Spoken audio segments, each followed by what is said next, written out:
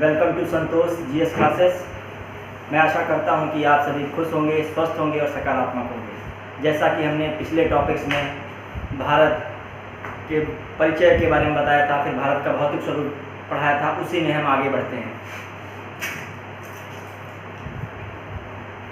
भारत का भौतिक स्वरूप,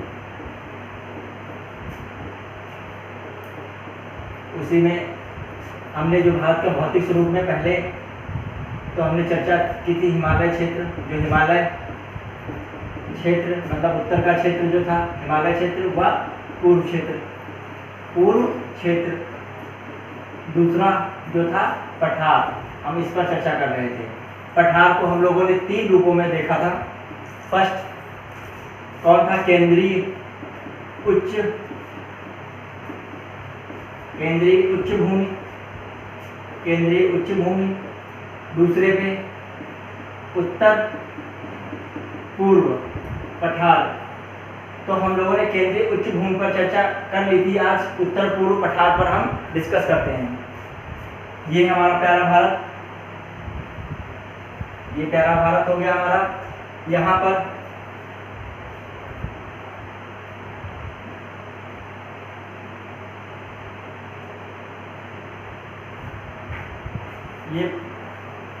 ये पूरा हमने केंद्रीय उच्च भूमि क्षेत्र हो गया था, जिसमें हमने चर्चा की थी अरावली, मालवा, बुंदेलखंड, बघेलखंड, छोटा नागपुर का पठार, छत्तीसगढ़ का पठार। छत्तीसगढ़ के पठार को ही बस्तर का पठार भी कहते हैं। वहीं से हमने इंद्रावती नदी बताई थी, जिसको चित्रकूट जलप्रपात, उसी को भारत का नियाग्रा भी कहते हैं, जो चित्रकूट जलप्रपात है इंद्रावती नदी पर। फिर उसके बाद उसकी जो नीचे तटरेखा बताई थी वो कौन सी लग रही थी? हमारी तटरेखा जो उसका नीचे दक्षिणतम बिंदु था, किसका? केंद्रीय उच्च भूमि पठार का, विंध्य पर्वत श्रेणी था। अब उसके बाद जो है चर्चा करेंगे ये कैसे जो केंद्रीय उच्च भूमि का पठार जो है शेष जो उत्तर पूर्वी पठार है उसको कैसे अलग करता है। तो ये उत्तर पूर्वी पठार हो गया। अब इसमें कौन कौन राज्य आएंगे? ये केंद्रीय उच्च भूमि का पठार। अब उत्तर पूर्व के पठार, उत्तर पूर्व का पठार में 2 ही राज्यों में उत्तर पूर्व का पठार पड़ता है। एक असम क्षेत्र में पड़ जाता है और एक मेघालय में। तो उत्तर पूर्व के पठार की चर्चा करते हैं। उत्तर पूर्व पठार ये 2 रूपों में विभक्त होता है। पहला मेघालय का पठार, फिर दूसरा यहाँ पे चला जाता है असम का पठार। असम, हालांकि असम का अधिकतर भाग मैदानी है, फिर भी वहाँ कुछ पठारी क्षेत्र भी है। तो मेघालय के पठार में हम सभी जानते हैं, बचपन से गारो, खासी, जयंतिया का नाम सुनते आ रहे हैं। गारो, खासी, जयंतिया, ये 3 पहाड़ियां हैं। जयंतिया 3 पहाड़ियां हैं। गारो, खासी, जयंतिया जो पहाड़ियां कीपनुमा बनी हैं, ऐसे कीपनुमा है। ये छोटी सी बीच में पहाड़ी खासी पड़ती है। तो इनसे जो हवाएं टकराती हैं, इधर से हवा टकराई, अधिक बारिश की, जब इधर से हवा टकराई तो इधर बारिश हुई, तो कुल मिला के बीच वाले क्षेत्र में सबसे अधिक बारिश होती है। तो जो मानसिन राम या चेरापूंजी है यहीं पे स्थित है। कहाँ पे? खासी में। मानसिन राम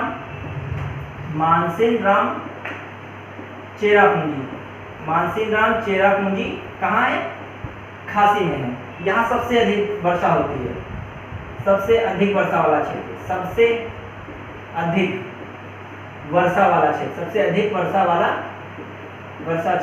अधिक वर्षा क्षेत्र विश्व में सबसे अधिक है। यहाँ किसमें सबसे अधिक? विश्व में सबसे अधिक वर्षा होती है।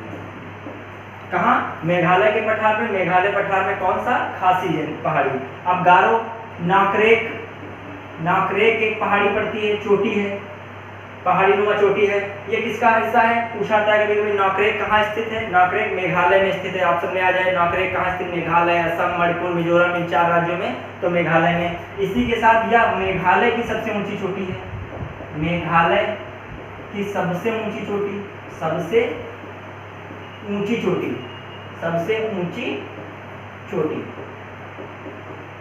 चोटी। अब बात आती है जयंतिया में कुछ ऐसा विशेष नहीं है। यहाँ पर जनजाति भी गारो, खासी पाई जाती हैं।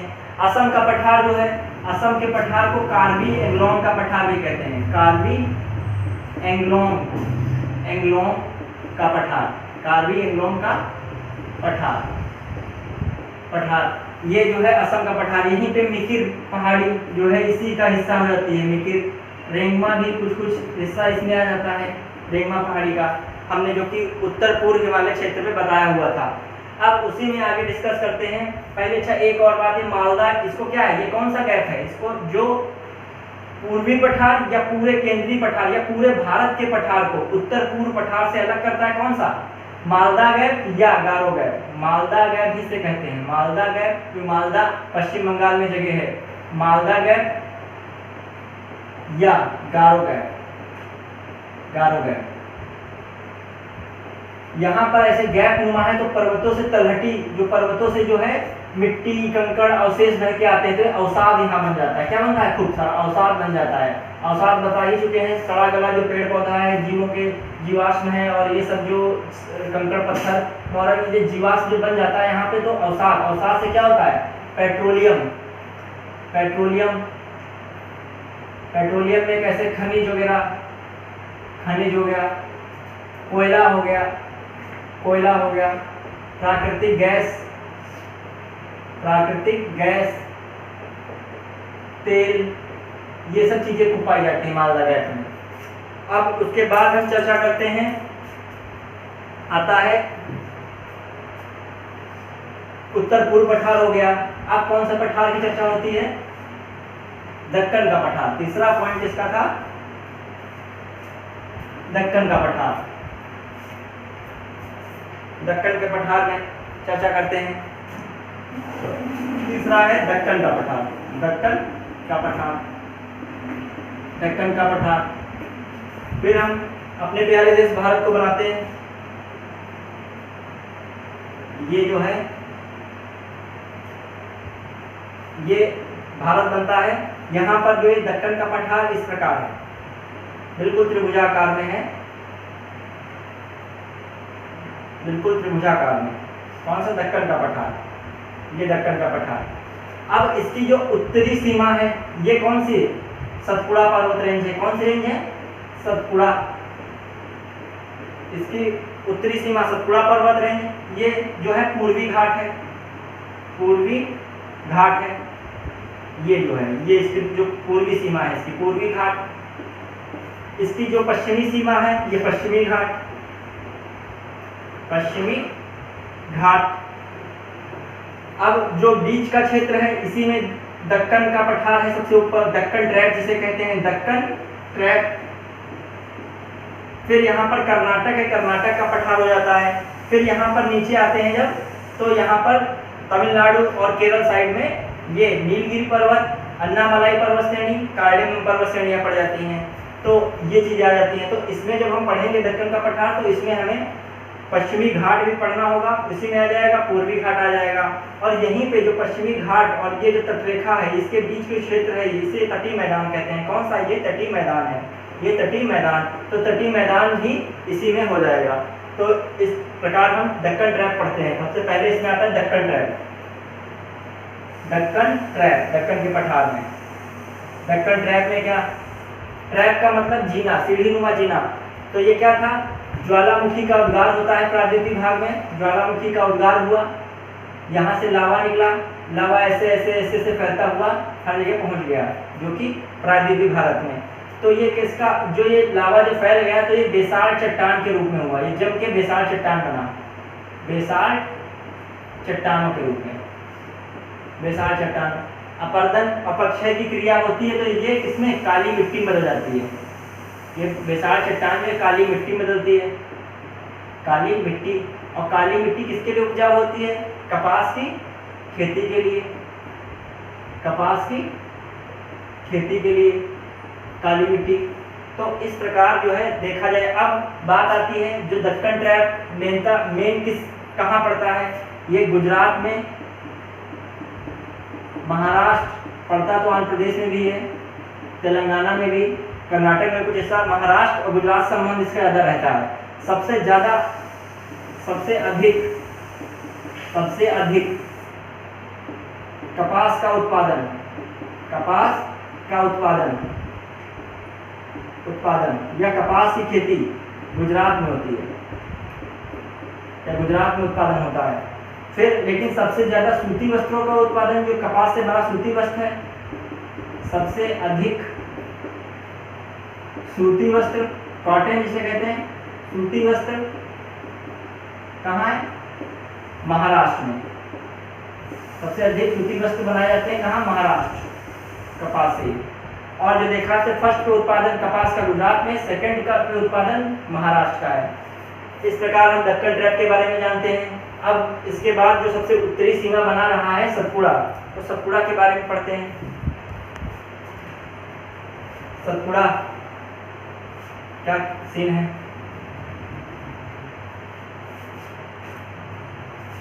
ये जो रेंज पड़ती है सतपुड़ा पड़ती है, जैसे ये भारत, ये जो रेंज आती है, ये रेंज आती है, ये रेंज सतपुड़ा की। तो सतपुड़ा में जो क्या है, इधर गुजरात वाला हिस्सा है, ये सतपुड़ा गुजरात में पड़ता है, एमपी पड़ता है, ये इधर छत्तीसगढ़ में पड़ता है। तो गुजरात में जो हिस्सा पड़ता है सतपुड़ा का, उसे गुजरात, ये एमपी में, ये छत्तीसगढ़ में, छत्तीसगढ़, ये कौन सा पढ़ना है? सतपुड़ा पढ़ना है, सतपुड़ा पर्वत रेंज, सतपुड़ा पर्वत रेंज श्रेणी जिसे कहते हैं। तो यहाँ पे जो सतपुड़ा को क्या कहते हैं?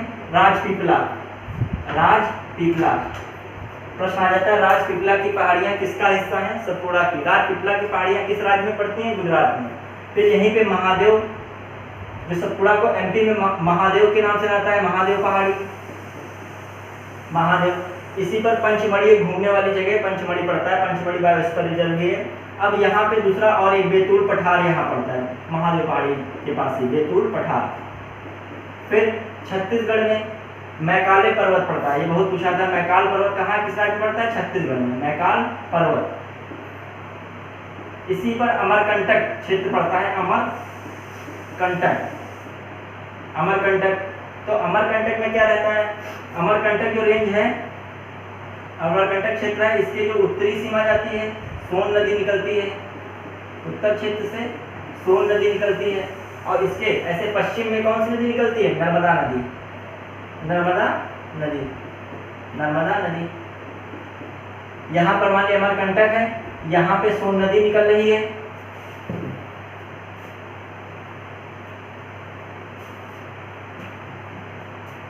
अमरकंटक हो गया, यहाँ पे सोन नदी गई, यहाँ पे क्या हुआ? नर्मदा नदी निकलती है। जब नदी पढ़ाएंगे तब विशेषकर पढ़ाएंगे। ये गंगा नदी मिल जाती है, ये अरब सागर में गिरती जाके है, खम्पाती खाड़ी में, अरब सागर का हिस्सा। अब जो देखते हैं नर्मदा नदी, तो इसी के नीचे क्या है? विंध्य पर्वत रेंज है। तो ये बताया विंध्य पर्वत रेंज की एक और विशेषता, या उत्तर भारत को दक्षिण भारत से अलग करती है। इसके हिस्सा किस राज्य पड़ते हैं? गुजरात, एमपी और छत्तीसगढ़ में। कौन से? राजपीपला, महादेव और मैकाल पर्वत, उसका अमरकंटक हिस्सा है। अब देखते हैं इसके बाद सतपुड़ा पर्वत रेंज के बारे में हम लोगों ने डिस्कस कर लिया। अब सतपुड़ा पर्वत रेंज हो गया। अब जो आता है, हम फिर से बढ़ते हैं,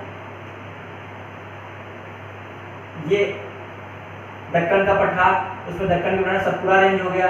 यहाँ पर दक्कन ट्रैप पढ़ लिया। अब यहाँ पर कर्नाटक पठार है। ये कौन सा पठार है? कर्नाटक पठार, कर्नाटक, कर्नाटक पठार, कर्नाटक का पठार, तक का पठार। यहाँ पर जो पर्वत श्रेणी है उसका क्या नाम है? ये जो पर्वत श्रेणी यहाँ पर है पाई जाती है, पर्वत श्रेणी बाबू बुदन की पहाड़ियाँ, बाबू बुदन पर्वत, बाबू बुदन पर्वत, बुदान पर्वत लिख देते हैं, बुदन पर्वत। इसी पर जो है कुद्रेमुख की चोटी है। इससे कौन सी चोटी है? कुद्रेमुख, कद्रेमुख भी कहते हैं, कुद्रेमुख कह देते हैं, कुद्रेमुख की चोटी है, की चोटी या पहाड़ियाँ कह सकते हैं। अब देखिए प्रश्न कभी कभी आ जाता है, बाबू बुदन पर्वत किस राज्य में स्थित है? कर्नाटक में है। कुद्रेमुख की चोटी कहाँ पे? कर्नाटक में। लेकिन ये फेमस किस लिए है? ये दोनों चीजें फेमस ये क्षेत्र किस लिए है? ये लौह खनिज के लिए फेमस है, लौह खनिज के लिए, लौह खनिज के लिए। इसी कुद्रेमुख के ही पास जो है पड़ता है धारवाड़ जिला कर्नाटक का, धारवाड़ जिला, धारवाड़ जिला, धारवाड़ जिला। ये किसके लिए फेमस है? प्रश्न आता है धारवाड़ क्षेत्र से, तो ये किसलिए? धात्विक खनिज के लिए फेमस है, धात्विक खनिज के लिए फेमस है, धात्विक खनिज के लिए। अब देखते हैं धारवाड़ जिले। अब प्रश्न ऐसे एक बार पूछा गया है, भारत में सबसे अधिक कोयला कोयले का क्षेत्र है, भारत में सबसे बड़ा कोयले का क्षेत्र है, कोयले का क्षेत्र है। वैसे तो कोयले का सबसे नंबर 1 पर उत्पादन उड़ीसा में है, भंडारण झारखंड में है, लेकिन जो इसमें राज्यों का नाम नहीं दिया था, कुडप्पा चट्टाने दिया, कुडप्पा चट्टाने कुडप्पा क्षेत्र दे दें, या अरावली दे दिया, अरावली क्षेत्र। तीसरे पे दिया गोंडवाना क्षेत्र, गोंडवाना क्षेत्र। फिर डी पर क्या दिया, यहाँ पर धारवाड़ क्षेत्र, धारवाड़। तो इस पे टिक लगाएंगे। कोयला पूछा था सबसे अधिक क्षेत्र में, तो गोंडवाना क्षेत्र में। यहीं पर यदि कोयला हटा के सबसे बड़ा धात्विक क्षेत्र, धात्विक खनिज क्षेत्र कहा जाए, धात्विक खनिज क्षेत्र। भारत में सबसे बड़ा धात्विक खनिज क्षेत्र कौन सा है? तब यहाँ पे गोंडवाना नहीं, धारवाड़ होगा, जो कि यहाँ पड़ता है कर्नाटक के पास। अब देखते हैं इसके बाद कर्नाटक के पठार में मुख्यतः बाहुबुधर पर्वत और अयस्क धात्विक खनिज इसी से संबंधित रहता है। जब भारतीय खनिज पढ़ेंगे फिर से इसका जिक्र किया जाएगा। अब बात आती है कर्नाटक का पठार हो गया। फिर अब ये जब नीचे चलते हैं तो ये अब पहाड़ियाँ हो जाती हैं, पहाड़ियाँ पर्वत श्रृंखलाएं। ये यहाँ पर केरल होता है, यहाँ तमिलनाडु। तो यहाँ पर जो है, यहाँ पर केरल पड़ता है, यहाँ पर तमिलनाडु। तो ये जो है पर्वत शिखर जो है, ये श्रेणी नीलगिरी पर्वत, फिर ये अन्नामलाई, फिर ये कार्डामम। तो अब देखते हैं, ये नीलगिरी पर्वत, नीलगिरी पर्वत, फिर अन्नामलाई,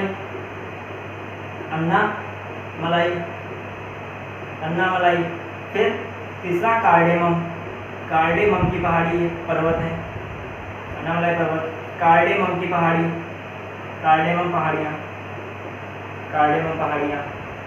अब ये क्या है, ये तीनों जो हैं, ये तीनों कहाँ हैं? केरल तमिलनाडु की सीमा पर, केरल व तमिलनाडु की सीमा पर है। कहाँ? केरल तमिलनाडु की सीमा पर। ये केरल भी पड़ता है, इनका बॉर्डर, केरल का border, Tamil Nadu border, Kerala border, Tamil Nadu, इधर केरल तमिलनाडु, ये मतलब केरल तमिलनाडु दोनों की सीमा पर तीनों पड़ते हैं। अब एक प्रश्न रहता है इन्हीं में से, इसकी सबसे ऊंची चोटी नीलगिरी पर्वत की, दोडा बेटा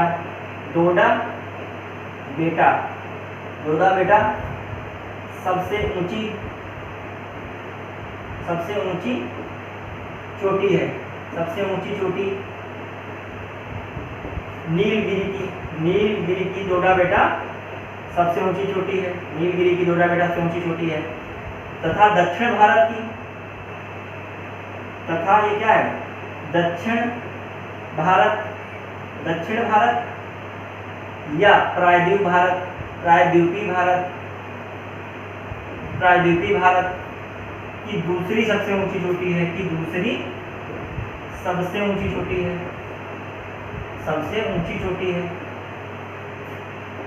है।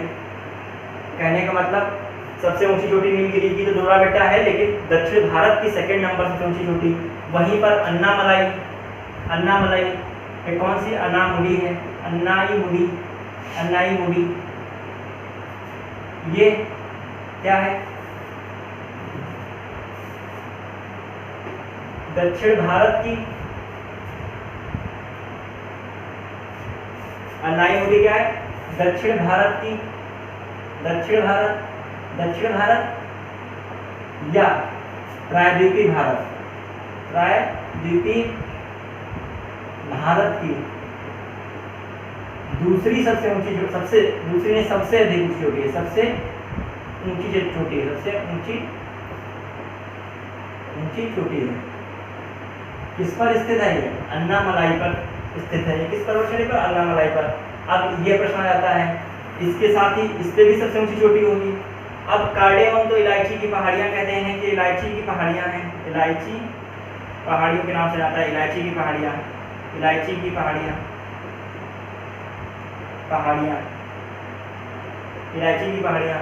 अब बात आती है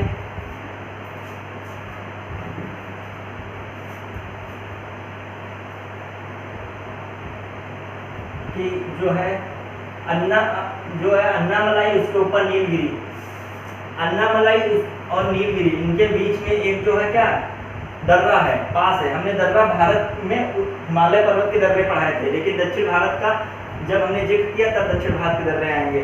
तो यहाँ पर पाल घाट दर्रा है, पाल घाट दर्रा, क्योंकि ये दोनों किसके स्थित हैं, केरल और तमिलनाडु के बीच में स्थित है। तो पाल घाट दर्रा है, किसको किसको जोड़ता है, इधर केरल को जोड़ेगा, ये किसको किसको जोड़ता है, केरल को और तमिलनाडु को। और उसी के नीचे अन्नामलाई और कार्डेमम के बीच में कौन सा दर्रा है, सेनकोटा दर्रा, सेनकोटा दर्रा, ये भी किसको जोड़ेगा, केरल तमिलनाडु को जोड़ेगा। देखा जाए सबसे दक्षिणतम मुख्य दर्रा सेनकोटा है। अब बात आती है, हम लोग डिस्कस कर चुके हैं इसका। अब जो हम लोग दक्षिण भारत की चोटियों के बारे में पढ़ रहे थे, तो हम लोगों ने केरल और तमिलनाडु की बात कर ली, तमिलनाडु की चर्चा की पर्वतों के संबंधित। अब भारत में यहाँ पर आंध्र प्रदेश पड़ जाता है, यहाँ क्या है, आंध्र प्रदेश राज्य है। तो आंध्र प्रदेश की चर्चा करते हैं। आंध्र प्रदेश में तो एक यहाँ पर पर्वत श्रेणी है, ये आंध्र प्रदेश में, एक ये है और एक ये है, ये 3 पर्वत श्रेणियाँ आंध्र प्रदेश में पड़ती जाती हैं। तो ये नालकोंडा, ये वेलिकोंडा और ये पालकोंडा। ये भी प्रश्न, पहली बात, नालकोंडा पर्वत श्रेणी कहाँ पर है, आंध्र प्रदेश, तमिलनाडु, गुजरात, महाराष्ट्र। तो आंध्र प्रदेश में है। ये सीक्वेंस आ जाता है, तो नालकोंडा, वेलिकोंडा, पालकोंडा ये रहता है। ये कुछ हिस्सा इसका तमिलनाडु में पहुँच जाता है। अब बात आती है आंध्र प्रदेश की, हो गई पर्वत शिखर दक्षिण भारत में। अब कौन सा आता है, यहाँ पर तमिलनाडु आता है, स्पेशली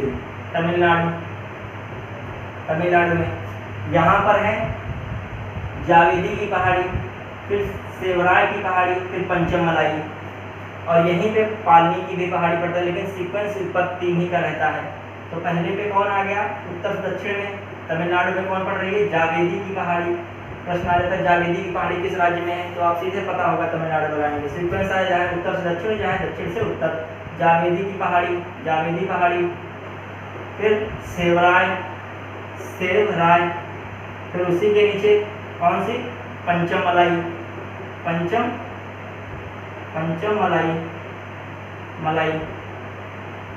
एक नीचे और बढ़ेंगे सिर्रुमलाई आता है, सिर्रुमलाई तो तमिलनाडु की है, सिर्रुमलाई। और यहाँ पर जो है ये सीक्वेंस से अलग, लेकिन है तमिलनाडु में ही। तो ये पालनी की पहाड़ी, ये तमिलनाडु की पहाड़ियाँ। तो ऊपर का इसमें 3-4 का सीक्वेंस याद रखना, ऊपर से उत्तर से दक्षिण, ये सबसे पहले, फिर ये। अब उसके बाद आता है तमिलनाडु, हो जाता है इसका पर्वत क्षेत्र, दक्कन के पठार नहीं, ये भी समाप्त हो जाता है। अब बात आती है कि तटीय क्षेत्र, ये तटीय मैदान हमने कहा था पढ़ाने को। तो तटीय मैदान पढ़ने से पहले हमें जो है,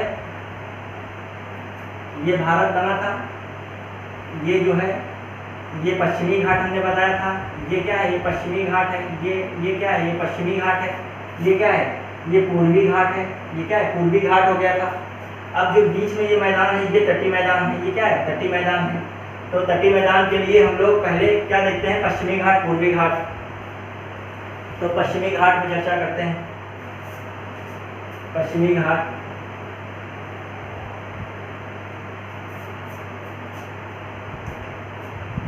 ये पूरा पश्चिमी घाट रहता है, पश्चिमी घाट में। तो सबसे पहले पश्चिमी घाट भारत की दूसरी सबसे लंबी पर्वत श्रृंखला, भारत की दूसरी सबसे लंबी पर्वत श्रृंखला है,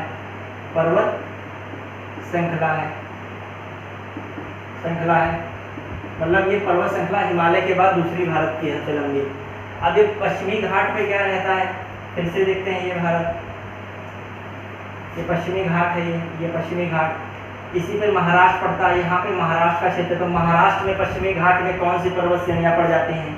तो इधर सबसे पहले आपका है हिमालय में, ये जो आपका महाराष्ट्र है, गाविलगढ़ की पहाड़ी, गाविलगढ़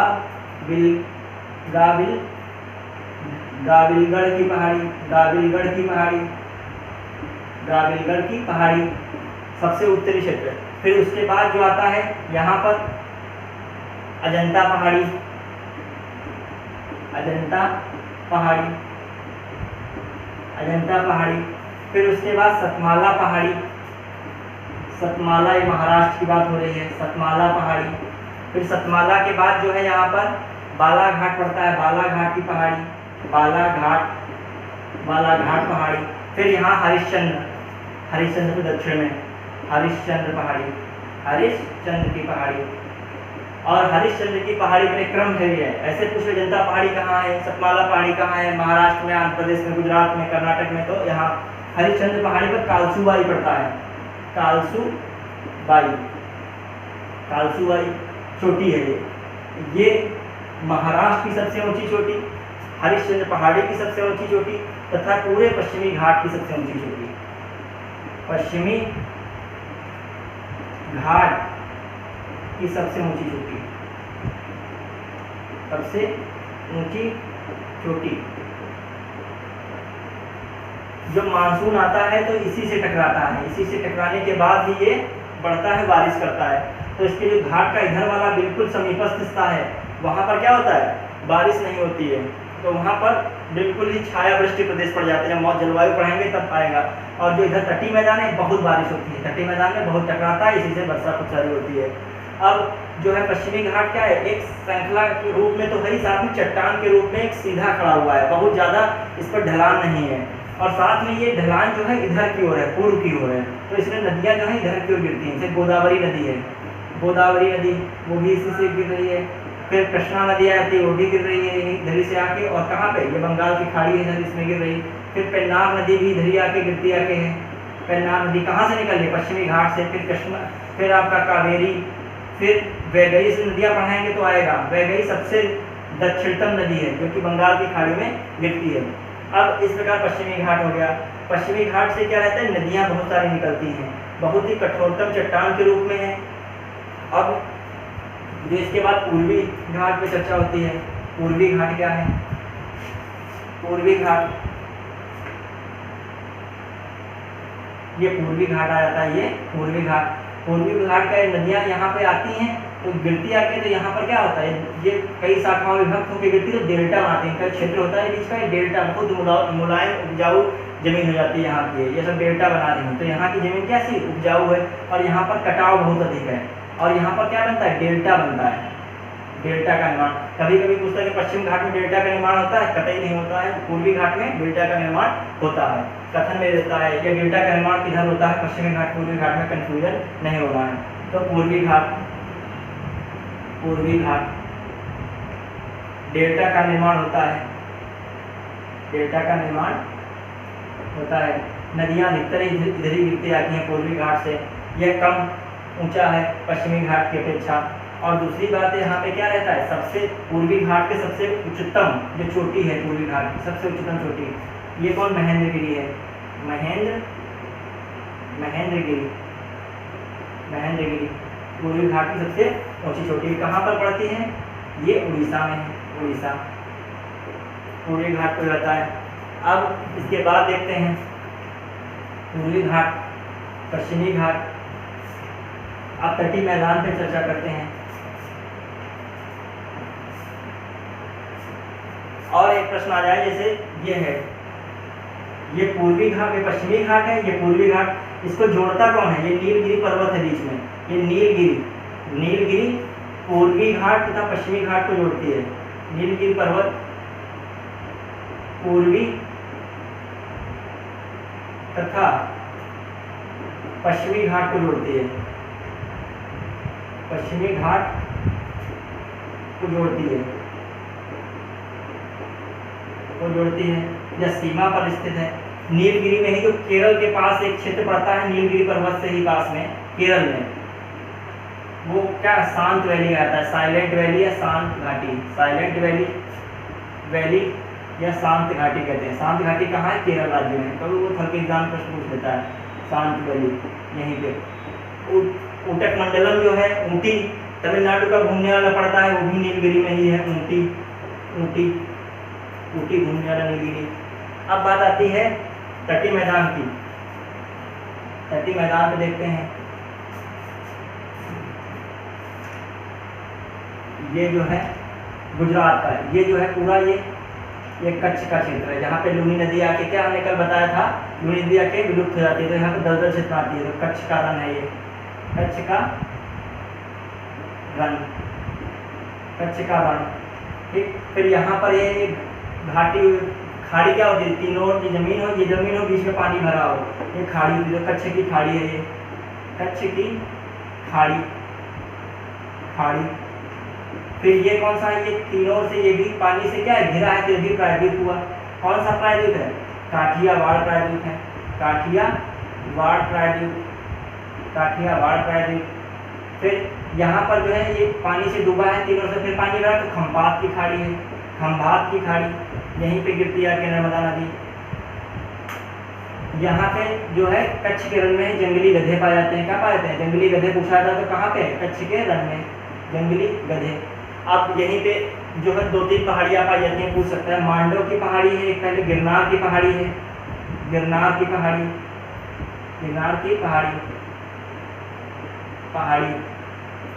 ये कहाँ? जूनागढ़। पढ़ेंगे जब इतिहास में आएगा, जूनागढ़ का अभिलेख तो यही गिरनार जगह पे पाया जाता है, तो गिरनार की पहाड़ी और जूनागढ़ जिले का नाम हो गया। यहीं पर तो क्या है? गिर अभ्यारण्य है, गिर फॉरेस्ट है। ये क्या है? यहाँ पर कौन? एशियाई शेर पाए जाते हैं, एशियाई शेर या जंगली गधे ने, एशियाई शेर है बब्बर शेर, जंगली गधे ऊपर हैं, बब्बर शेर। अब बात आती है इसके बाद, अब इसके नीचे की ओर पढ़ते हैं, तो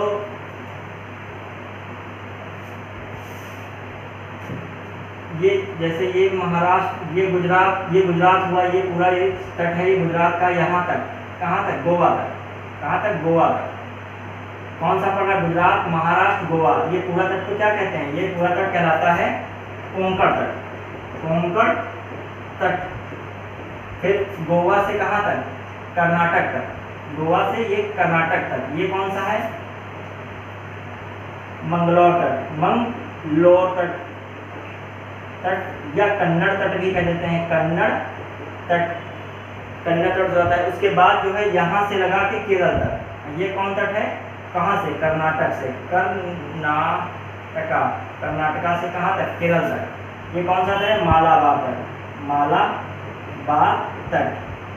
तट हो जाता है। फिर उसी के बाद जो है, तो ये जो है ये पश्चिम बंगाल है, ये वेस्ट बंगाल। फिर यहाँ पर उड़ीसा है, फिर आंध्र प्रदेश, फिर यहाँ पे तमिलनाडु है, तमिलनाडु यहाँ तक आता है, तमिलनाडु। अब वेस्ट बंगाल से कहाँ तक? आंध्र प्रदेश। यहाँ पर गोदावरी नदी निकलती है, उसके मुहाने तक। यहाँ आंध्र प्रदेश तक, ये गोदावरी नदी के मुहाने तक। ये कौन सा तट है? उत्तरी सरकार तट या उत्कल, क्योंकि उड़ीसा के क्षेत्र में अधिक तट पड़ता है, तो इसलिए उत्कल वहाँ गाना भी है, उत्कल तट। फिर यहाँ पे कलिंग क्षेत्र भी पड़ता है, तो इसलिए कलिंग तट भी कहते हैं इसको, कलिंग तट। फिर यहाँ पर उड़ीसा से आंध्र प्रदेश तक आ गए, फिर आंध्र प्रदेश से कहाँ तक? तमिलनाडु तक। यहाँ तक तमिलनाडु है, कन्याकुमारी तक। तो आंध्र प्रदेश से तमिलनाडु की कन्याकुमारी तक। ये कौन सा तट है? ये है कोरोमंडल तट। ये प्रश्न पूछे जाते हैं तट के, अभी बताए दे रहे हैं।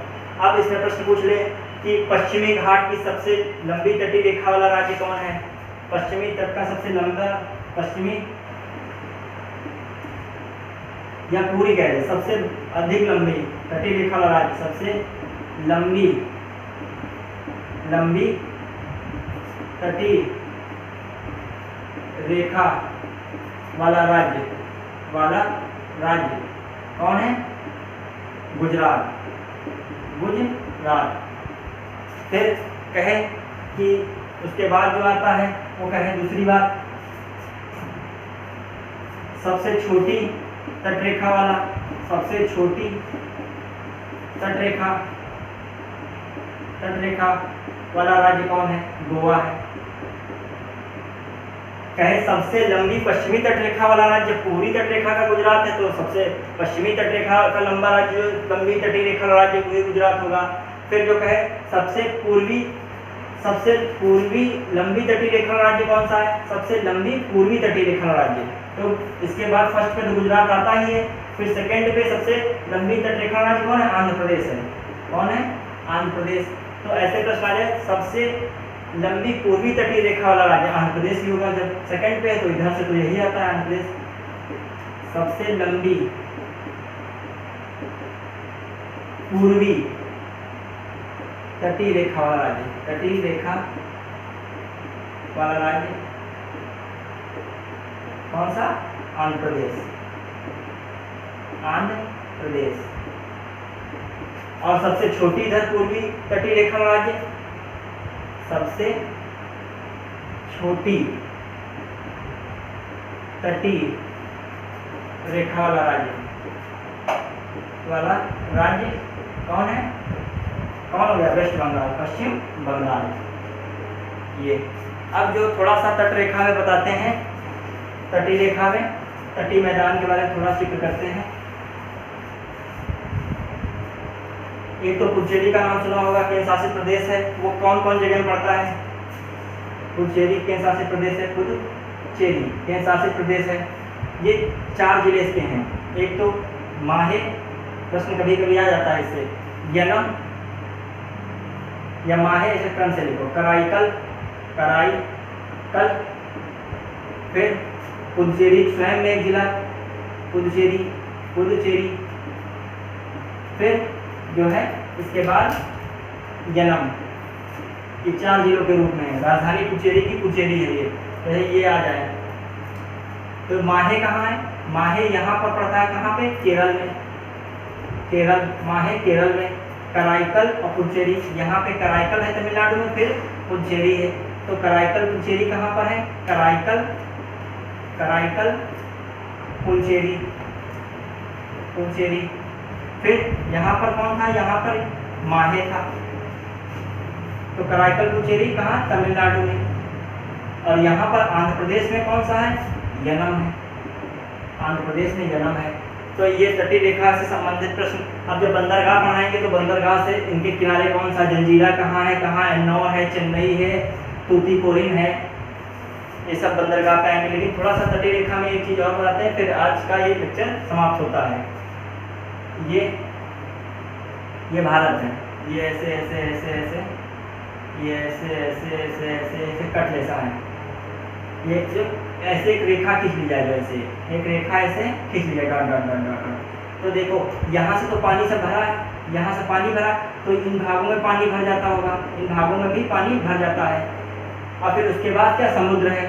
तो जो समुद्र है ये पूरा समुद्र तो नहीं होता है किसी भी देश का, तो उसकी भी एक निश्चित सीमा होती है। जैसे भारत के इधर चलेंगे, बंगाल की खाड़ी की बात करें तो पूरा हिंद महासागर भारत का नहीं है, इधर पूरा अरब सागर भारत का नहीं, एक निश्चित सीमा दी गई है। इसी निश्चित सीमा से प्रश्न पूछ लिए जाते हैं, कौन से क्षेत्र को क्या कहते हैं। जैसे भारत का, जैसे ये क्षेत्र है, ये भारत का तट है, ऐसे मुड़ा हुआ है, कट है तट। तो ऐसे एक रेखा हमने क्या खींच ली, एक अंदर से रेखा खींच ली, आंतरिक रेखा भी कह सकते हो या बाह्य रेखा भी। आंतरिक रेखा एक हमने खींच ली, और एक ऐसे बाह्य रेखा भी खींची, ऐसे एक बाह्य रेखा भी खींच ली, या इसको ऐसे कर दो, ये ऐसे ऐसे ऐसे ऐसे ऐसे। तो एक ये रेखा खींची, एक ये हमने रेखा खींच ली। जो ये रेखा के बीच, ये इस रेखा के बीच में जो क्षेत्र है इसको आंतरिक क्षेत्र कहते हैं। आंतरिक क्षेत्र कहने का जो समुद्र का पानी आया तो ये जो क्षेत्र है, ये रेखा खींचना है, इतना क्षेत्र कहने का मतलब इतना क्षेत्र, फिर इतना क्षेत्र, फिर इतना क्षेत्र, ये वाला क्षेत्र, जैसे ये वाला क्षेत्र, ये क्या है, ये आंतरिक क्षेत्र है, ये आंतरिक क्षेत्र। इसमें भारत को पूर्ण अधिकार है। यहीं पर ये आंतरिक क्षेत्र में क्या होती है, लैगून झीलें बन जाती हैं। समुद्र का पानी आता है, इकट्ठा होता है, तो लैगून झील का निर्माण कर देता है। लैगून झील, भारत की सबसे बड़ी लैगून झील कौन है, चिल्का झील, पढ़ाएंगे, इसको डिस्कस होगा। फिर यहाँ से थोड़ा और बढ़ जाते हैं आगे, एक कितनी सीमा तक, रेखा यही रहेगी जो यहाँ की, यहाँ से दूरी नापेंगे 12 मील तक बढ़ जाते हैं।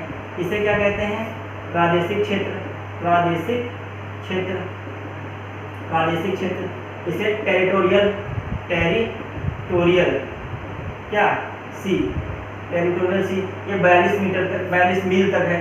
फिर यहाँ से फिर थोड़ा बढ़ते हैं 24 मील तक, 24 माइल, 24 माइल तक। ये क्या है, कौन सा क्षेत्र है, इसको कहते हैं समीपस्थ क्षेत्र। समीपस्थ क्षेत्र, ये कौन सा क्षेत्र है, समीपस्थ क्षेत्र। ये इसे क्या कहते हैं, कॉन्टिजस, कॉन्टिजस जोन है ये। जो प्रादेशिक क्षेत्र था, इसमें भारत का पूरा अधिकार है। जहाँ भारत यहाँ पर कोई भी खनिज निकाले समुद्र के अंदर से, चाहे यहाँ पर कोई भी प्रायोगिक कार्य करे, भारत का यहाँ पर कोई भी सैन्य अभ्यास करे, पूरा मतलब छूट है भारत को, अपना पूरा क्षेत्र रहता है। लेकिन समीपस्थ क्षेत्र में बढ़ेंगे आगे तो कोई भी जहाज आ रहा है तो यहाँ से वसूली कर सकता है, उसे चुंगी ले सकता है।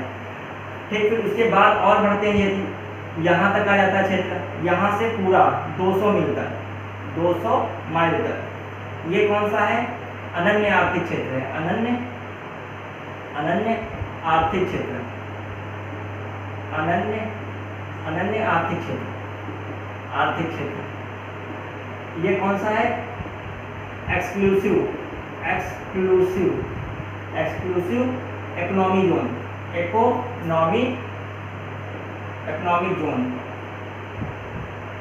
Economic, economic zone. इसमें क्या है, इसमें भारत को कोई प्रकार की छूट नहीं है, बस हाँ एक चीज़ है, वैज्ञानिक अनुसंधान कोई भी कर सकता है। तो प्रश्न पूछा जाता है, कभी कभी पूछा जाता है भारत का आर्थिक क्षेत्र कहाँ तक है, 12 मील, 20 मील, 24 मील, 200 मील। तो ये 200 मील, ये सब मील किसमें है, नॉटिकल मील में, कि समुद्री जो रेखा है उसकी नॉटिकल मील में दूरी मापी जाती है। आज का यहाँ पर रहता है। फिर इसमें तटीय मैदान और द्वीप समूह बचे हैं। लगभग पूरा भारत का भौतिक प्रदेश हम लोगों ने अच्छे से पढ़ लिया। यदि आपको हमारे वीडियो पसंद आते हैं, समझ में आते हैं, तो कृपया चैनल को लाइक करें, सब्सक्राइब करें और जितना अधिक हो सके शेयर करें। साथ ही जो बेल आइकन है उसको प्रेस कर दें, जो भी हम वीडियो पढ़ाएंगे आपके फ़ोन तक आ जाएंगे। धन्यवाद, जय हिंद।